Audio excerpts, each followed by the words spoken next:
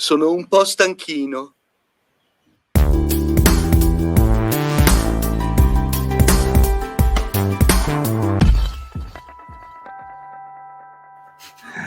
Allora, abbiamo voluto iniziare con questa battuta, voglio dire che credo tutti quanti abbiamo in mente, infatti ogni volta che risentiamo la battuta, vedere questo Tom Hanks col barbuto dopo aver corso per non so quanti giorni, miglia e miglia. Allora, è una delle tante battute epiche di questo film di cui andiamo a parlare oggi, ovvero Forrest Gump. Però prima ne ricordavamo altre, Massimo. Dimmene una te, io ti dico la mia. Allora, quale vuoi dire tu? Quella la famosa, epocale? O vediamo se riesco a fare la voce doppiata di Francesco Pannofino, che faceva stupido è chi lo stupido fa. Esattamente, tradotto stupido è chi lo stupido fa, e l'altra è mamma diceva sempre la vita è come una scatola di cioccolatini, non sai mai quello che ti capita. Ma ce ne sono secondo me tante altre. Ma ce ne sono una marea, però devo dire che a parte le epocali e iconiche battute di questo film, deve essere ricordato, oltre per la grandissima regia, interpretazione, non so, di Tom Hanks, di Robin Wright Penn, di quella storia straordinaria che ogni volta che io penso a Gary Sinise, ma che è tenente Dan Taylor, e poi Sally Field, la mamma di Forrest, una signora Gump che secondo me è una delle mamme esemplari di tutta l'esistenza delle mamme della vita. E poi ricordiamo il famoso Bubba Gump, che è interpretato da Michael T. Williamson, e poi tanti altri che percorrono nel vero senso della parola, perché questo film è un film di percorsi. Allora, io prima di entrare nel vivo, allora diamo dei credits. Allora, Forrest Gump, siamo nel 1994, l'anno di realizzazione del film, la regia Robert Zemeckis, il soggetto è tratto da un romanzo di Winston Groom. Le musiche sono di Alan Silvestri, ma attenzione, perché da questa puntata, ogni volta che ci sarà diciamo così, un elemento legato alla supervisione musicale degno di nota, parleremo anche del music supervisor. E qui sto parlando di un supervisor, il padre di tutti i supervisor, ovvero Joe Seal. Io vi voglio ricordare che quando si parla, ad esempio, di canzoni, viene subito in mente un film che è Easy Rider, dove di canzoni ce n'erano tante. Benissimo. Joe Seal era il music supervisor di quel film, anche se allora ovviamente non si chiamava music supervisor, era semplicemente un produttore, diciamo così, musicale. Dopo è stato codificato il lavoro della supervisione musicale. Allora appunto non c'era ancora, ma chi materialmente poi, insieme ovviamente al regista, decideva o suggeriva le canzoni, come nel caso di Easy Rider, anche nel caso del film in questione Forrest Gump, è appunto Joe Seal. Stiamo parlando peraltro di una scelta di brani musicali di repertorio imponente, perché quando si parla di disegnare 20-30 anni circa, adesso non mi ricordo bene quanto abbraccia la storia dal punto di vista degli anni di Forrest Gump, però comunque disegnare quel periodo lì, che va dagli anni 60 probabilmente agli anni 80, ma soprattutto è concentrato tutto tra il 60 e il 70, di musica ce n'è veramente tanta identificativa di quegli anni, ma ne parleremo dopo. Adesso invece con Massimo parliamo un po' di Alan Silvestri. Alan Silvestri, famoso il suo tema con questa piuma, no? Dei titoli di testa, questo titoli di testa tra i più poetici praticamente della storia, peraltro credo anche di difficile realizzazione tecnica, perché non so se a quegli anni già gli effetti speciali erano una pratica. Dici te, Massimo. Devo dire che da un punto di vista di visual effects, quindi effetti visivi, siamo al top, perché lì Zemeckis anche grazie al grande supporto dell'Industrial Light and Magic, quella di George Lucas, riesce a realizzare quegli effetti grafici di computer grafica, proprio la CGI, incredibili. Incredibile soprattutto per gli anni, perché stiamo parlando del 1994, non gli effetti speciali di adesso di 30 anni dopo. Ma quell'epoca anche realizzare quella piuma che scende piano piano con quella musica bellissima di Silvestri, pensate, quella piuma lì non si poteva, non è che potevi prendere la cinepresa e inquadrare la piuma dal vero che figurati, poi dal cielo che scendeva giusto sulla gambina, sul ginocchio di Forrest Gump.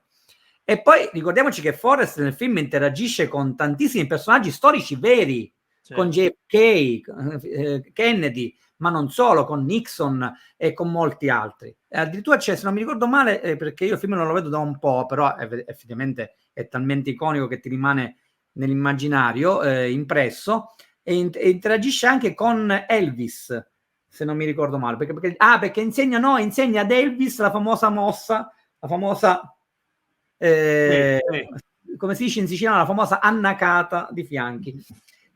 Voglio ricordare che da quel punto di vista il personaggio di Forrest Gump, per questo suo interagire con i potenti del momento praticamente, mi ricorda un film che è uscito nel 1979, mi ha sempre ricordato un film del 79, Oltre il giardino, quella con la figura di Chance il giardiniere di Peter Sellers, non so se te lo ricordi, ecco, dove appunto un giardiniere piuttosto anche tonto, diventa, non dico il braccio destro dei più potenti degli Stati Uniti, ma diventa il consigliere addirittura. Ecco, una cosa del genere, Forrest Gump da questo punto di vista me l'ha sempre ricordato.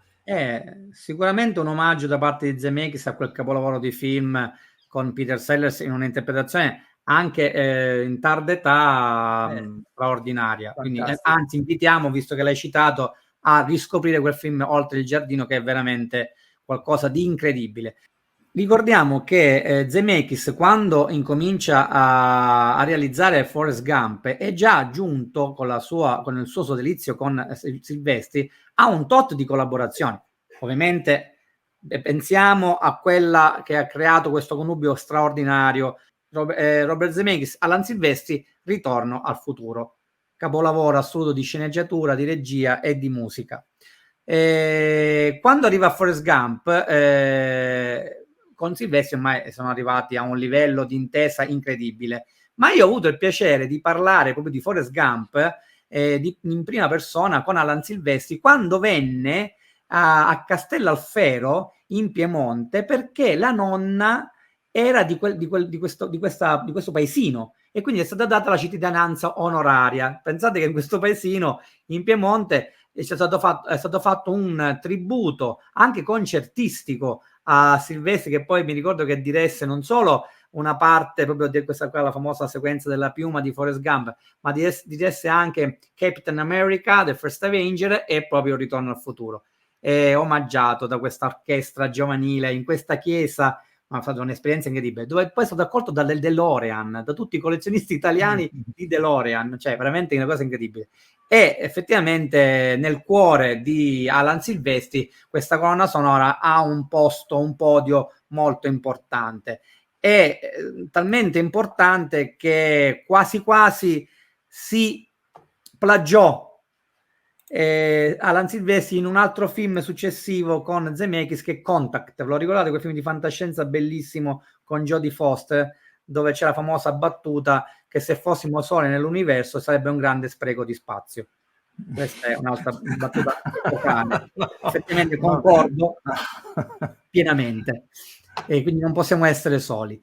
E Alan Silvestri scrive questa colonna sonora sinfonica con questi temi bellissimi, tra l'altro un tema, quello famoso Run Forrest Run, dove il correre di Forrest gli fa perdere tutta quell'imbracatura, che vi ricordate che aveva quell'imbracatura nelle gambe che lo rendevano quasi un robot, e la mamma gli dice corri, anzi l'amica, quella che poi diventerà la sua fidanzata, il suo amore storico per tutto il film, gli dice di correre perché è inseguito da questi bulletti, E questo pezzo qui rammenta un po' l'intro del tema di Michael Kamen, del principe dei ladri, Robin Hood, quello con Kevin Costner. Fate questa accomunanza di pezzo abbastanza in crescendo orchestrale, molto action, e ricordo quel pezzo lì. Però devo dire che giustamente meritò la nomination agli Oscar per questa colonna sonora, che non vinse, ahimè, però che avrebbe veramente meritato di ricevere l'Oscar, l'Academy Award, ed è una colonna sonora che, come è stata descritta da un mio redattore un po' di anni fa, parlando proprio del sodalizio oltre il genere di Zemeckis e per l'appunto Alan Silvestri, l'italo-americano Alan Silvestri, la musica è continuamente in bilico tra un adorabile candore e un'apparente stoltezza. Una parte più melanconica della partitura, caratterizzata da archi e coro, si alterna a una levità contraddistinta dal pianoforte che sembra ripercorrere le volute della piuma, in cui pare incarnarsi quella leggerezza in cui Forrest diviene simbolo, nelle immagini così come nella musica, di questo bellissimo film chiamato Forrest Gump. Ringrazio Francesco Carbonaro per queste parole. Allora, io come promesso andrei adesso a parlare di un altro personaggio che è stato decisamente importante per questo film. Sto parlando di Joe Hill. Joe Hill è un music supervisor, produttore musicale e consulente americano, noto per un qualche film che ha fatto, appunto, di cui ha curato la supervisione musicale. Forrest Gump, Castaway, Terminator 3, The Goonies, Blade Runner, mio cugino Vincenzo e tanti altri. Cioè, stiamo parlando praticamente di colui che in qualche modo ha contribuito alla strutturazione di questo lavoro che adesso viene chiamato appunto music supervisor, che è appunto colui che in italiano cura la supervisione musicale. Uno degli aspetti della supervisione musicale, lo diciamo spesso, uno, non l'unico, è quello di scegliere o aiutare a scegliere il regista o la produzione, scegliere i brani di repertorio, le canzoni.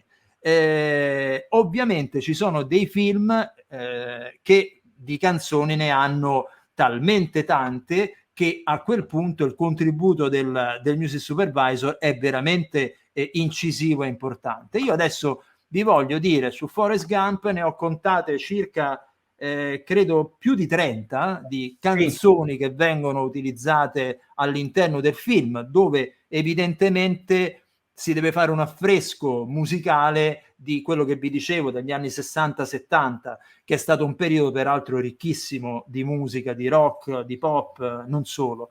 Quindi circa una trentina di brani. Di questa trentina di brani io mi sono sempre domandato del music supervisor quanto avevano di budget, ma si sa che con gli americani il discorso del budget insomma non è diciamo, non hanno le possibilità che abbiamo noi, ma hanno ben altro tipo di possibilità, anche perché poi molto spesso gli editori ce li hanno di questi grandi successi, ce li hanno anche in casa. Allora, ne ricordo alcuni. Ci sono brani dei The Byrds, c'è Hound Dog di Elvis Presley, Hank Williams, Aretha Franklin, Beach Boys, Jimi Hendrix, The Doors ce n'è proprio una marea, Mamas and Papas, Simon e Garfunkel, Jefferson Airplane, The Doobie Brothers, Pete Seeger, Lynyrd Skynyrd, Fleetwood Mac, Jackson Brown, Bob Dylan, Buffalo Springfield. Insomma, stiamo parlando di un qualche cosa che per noi in Italia sarebbe assolutamente inconcepibile, cioè, perché è una cosa esagerata. Però io ricordo che uno sforzo analogo fu fatto in Italia, non ci ho lavorato io personalmente, ma dei music supervisor a me molto vicini, perché tutti e due lavoravamo con Medusa, e sto parlando di Baharia. Baharia è un altro di quei film epocali che mi ricordo che partiva dagli anni 30 e andava a finire su per giù ai nostri anni, quando è uscito appunto Baharia. Quindi il lavoro dei consulenti musicali fu quello di andare a rintracciare 30-40 brani emblematici di 30-40 anni di musica, quindi fu un lavoro pazzesco, solo tutto ovviamente italiano, ristretto all'Italia, quindi ogni tanto capitano lavori dove la musica è una vera scenografia storica del tempo che attraversa, quindi ha un'importanza nell'ambito della narrazione fondamentale. Ecco, Joe Sills è stato talmente importante in questo senso che la Guild of Music Supervisor un paio d'anni fa gli ha dato un premio che ha così, che vado a spiegare la motivazione. Più e più volte Joel è stato un attore chiave nella creazione di canzoni iconiche che catturano lo spirito di un film e guidano album di colonne sonore vincitori di premi e dischi di platino. Da Easy Rider a Flashdance, da La Bamba a Forrest Gump, Joe ha fatto parte dei film musicali più iconici degli ultimi decenni e ha aperto la strada ai supervisori musicali di oggi. Allora io, nonostante io mi ricordo che quando vado a parlare con i miei amici di Music Supervisor, a volte molti storcono la bocca perché li ritengono adesso diventati, soprattutto negli States, sin troppo potenti, si dice, ingombranti e via dicendo. E mi ricordo che fece anche una polemica con Siliotto quando venne in programma da noi, lui che conosce ovviamente bene la situazione americana, la realtà americana, probabilmente ne è più toccato di tutto questo. Di sicuro in Europa non mi sembra di vedere nulla del genere. Detto questo, tanto per togliermi un paio di sassolini dalle scarpe. E allora però chiudiamo quando io mi metto a dire, anche quando lo scrivo nelle recensioni, che mi piace dare i numeri come se impazzissi. Allora diamo alcuni numeri, visto che tu hai parlato di tante canzoni. Sappiate che la pellicola si aggiudicò, Forrest Gump per l'appunto, 50 vittorie, 75 candidature a svariati premi di settore, tra cui 6 Oscar su 13 nomination, inclusa la candidatura alla colonna sonora, lo score di Alan Silvestri, 3 Golden Globe su 7 designati. Ma sappiate che nel 2022, quindi l'anno scorso, è stato ristampato dalla Sony Classical, Sony Music, Epic e Legacy il vinile doppio contenente la bellezza di oltre quasi 30 brani, tra cui anche 2 pezzi di score, una suite di Alan Silvestri, dove ci sono tutte queste canzoni che ha citato benissimo il mio socio Marco, tra cui mi piace citare 2 canzoni che amo tantissimo, che appartengono poi al mondo cinematico. Tu hai citato Simon & Garfunkel perché c'è The Sound of Silence, famoso pezzo del laureato di cui abbiamo fatto una puntata monografica su Plus. Ma c'è anche un'altra storica canzone che abbiamo citato pochissimo e che io trovo un capolavoro, che è Everybody's Talking di Harry Nilsson, che è il pezzo portante della colonna sonora scritta da John Barry di Un uomo da marciapiede, Midnight Cowboy, che se non vi ricordate il film, anche quello un capolavoro molto avanti per l'epoca, anche perché la trama è molto particolare, ma se non l'avete vista non ve lo svelo, con John Voight, il padre di Angelina Jolie, e Dustin Hoffman. Andatevela a vedere e andate ad ascoltare la colonna sonora di score originale di John Barry, e anche lì una marea di canzoni dell'epoca, e questa canzone Everybody's Talking di Harry Nilsson, spettacolare. Allora, io concluderei qui, e anche questa volta noi, come abbiamo detto in testa, esortiamo voi che ci ascoltate a dirci un vostro ricordo collegato a questo film, a questo Forrest Gump, perché ci sono dei film che poi Massimo mettono d'accordo tutti quanti, cioè nel senso, io ho sentito poche persone parlare male di Forrest Gump, quindi è un film che comunque lo vedi, lascia per forza il segno. Ecco, a voi che tipo di ricordo indelebile vi ha lasciato questo film o questa colonna sonora? Se volete, ce lo scrivete qui sotto nei commenti. Ciao Massimo, ciao a tutti, ciao Marco. alla prossima. Buona visione e buon ascolto sempre.